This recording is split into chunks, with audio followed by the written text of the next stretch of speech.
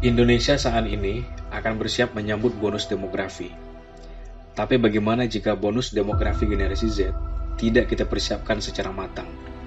Bonus demografi Indonesia bisa menjadi beban demografi. Karena saat ini memasuki era digital, di mana tidak ada lagi membutuhkan skill labor yang murah. Generasi muda kita yang jumlahnya sangat besar dan dominan butuh ditingkatkan kompetensinya. Kalau tidak, akan menjadi beban demografi.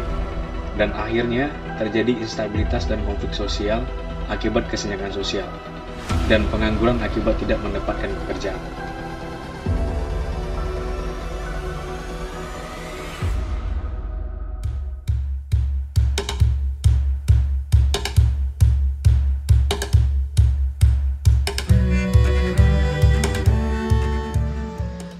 Assalamualaikum warahmatullahi wabarakatuh. Alhamdulillahirrabbilalamin. Wassalatu wassalamu ala asrafil anbiya wal mursalin Sayyidina Muhammadin wa ala alihi washabihi ajmain. Rabbi shrah li sadri wa yassir li amri wahlul 'uqdatam min lisani yafqahul qawli. Amma ba'du.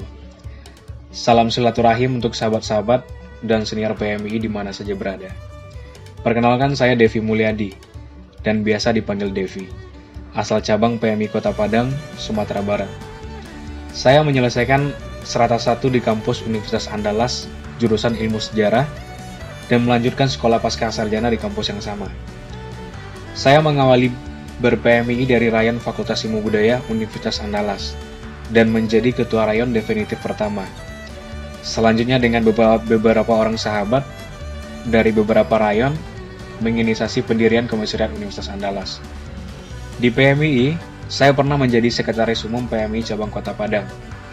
Dan setelah itu, diamanahkan oleh sahabat-sahabat PMI Sumatera Barat untuk menjadi Ketua Umum Pengurus Koordinator Cabang PMI Sumatera Barat. Dan sekarang, saya dipercaya menjadi Wasekjen PB PMI bidang hubungan internasional. Berbicara tentang dunia hari ini, sahabat-sahabat, beberapa negara maju di dunia sudah memasuki era digital 5.0, seperti di Jepang misalkan.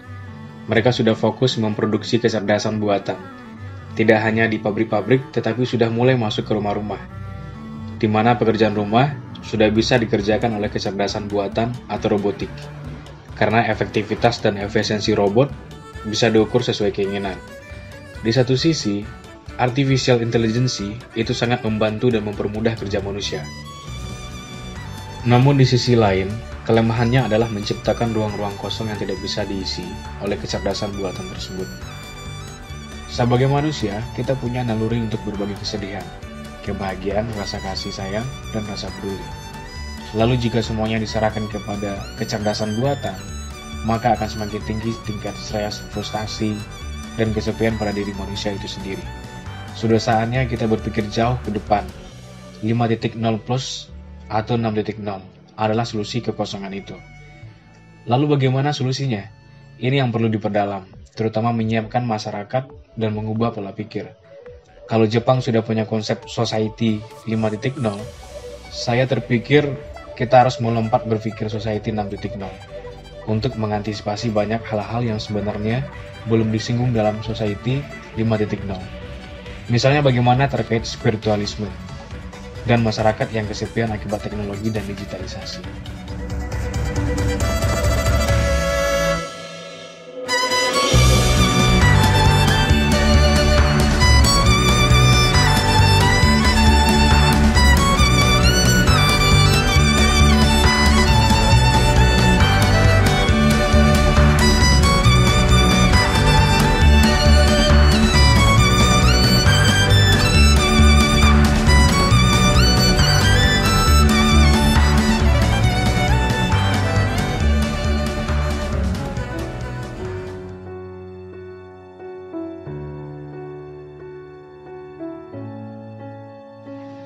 Visi yang kita usung adalah PMI berinovasi, dengan tujuan untuk menjadikan kader PMI yang responsif dan kompetitif. Sahabat-sahabat, berinovasi menjadi satu hal yang penting. Inovasi atau mati dilindas zaman. Memasuki era yang semakin modern dan dinamis, kalimat ini sepertinya tidak asing lagi di telinga. Kedengarannya memang kejam, tetapi ada benarnya juga. dunia dengan cepat berubah. Oleh karenanya, kader-kader PMI harus responsif terhadap perubahan zaman. Kader-kader PMI harus menjawab ini dengan kompetensi.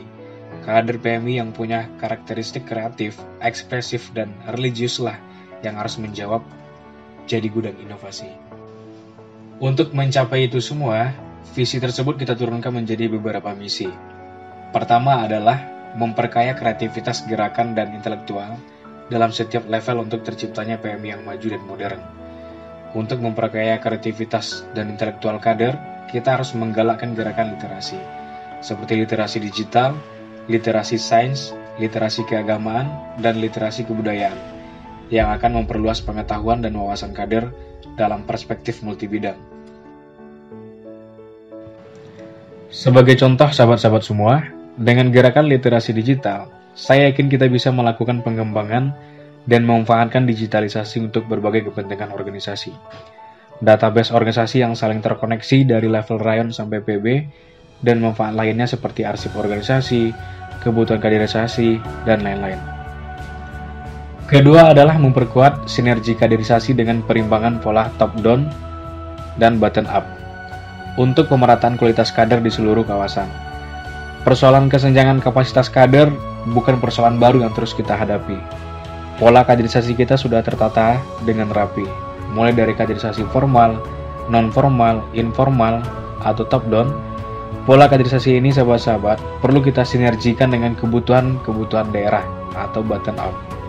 Mensinergikan kearifan lokal dalam setiap jenjang kaderisasi, baik itu formal, informal, maupun non-formal, akan menjadikan kader PMI lebih bisa mengaktualisasikan dirinya dengan lingkungan, dan lebih bisa berdaya guna untuk lingkungannya. Seperti tidak semua daerah membutuhkan advokasi tambang misalkan, dan kebutuhan gerakan-gerakan lainnya. Selain itu sahabat-sahabat, kita harus mendorong memperkuat potensi kader dalam berbagai bidang sesuai dengan jurusan atau peminatan, sehingga pemerataan kualitas kader di seluruh wilayah bisa tercapai. Ketiga adalah membangun dan membuka kapasitas dan profesionalitas kader, baik secara personal maupun kolektif, untuk manifestasi PMII dalam menyambut Indonesia Emas 2045. Caranya adalah mendorong reorientasi kader PMII dalam pembinaan kaderisasi dan organisasi, memaksimalkan potensi dan talenta kader PMII, memperkuat jaringan PMII antar sektoral demi terciptanya networking connection yang berkualitas. Terakhir sahabat-sahabat semua, di video yang terbatas dan singkat ini yang dapat saya sampaikan sebagai pengantar awal untuk saling mengenal dan silaturahim. Kemudian, langkah-langkah strategis bagaimana untuk mewujudkan visi misi tersebut akan kita bahas di ruang-ruang internal nantinya. Sekian dari saya sahabat-sahabat semua. Wallahul muwaffiq ila aqwamit thoriq. Wassalamualaikum warahmatullahi wabarakatuh.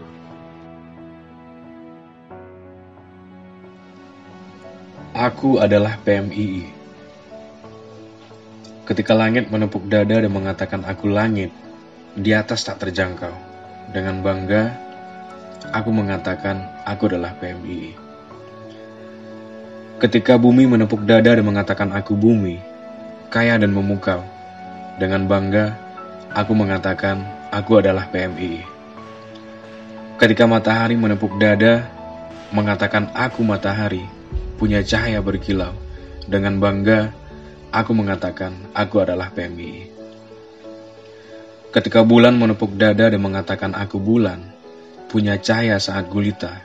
Dengan bangga, aku mengatakan aku adalah PMII. Ketika laut menepuk dada dan mengatakan aku adalah laut, melihat keindahanku, siapa tak terkesima. Dengan bangga, aku mengatakan aku adalah PMII. Ketika angin menepuk dada dan mengatakan aku angin, menyamankan dan memporak-porandakan. Dengan bangga, aku mengatakan aku adalah PMII.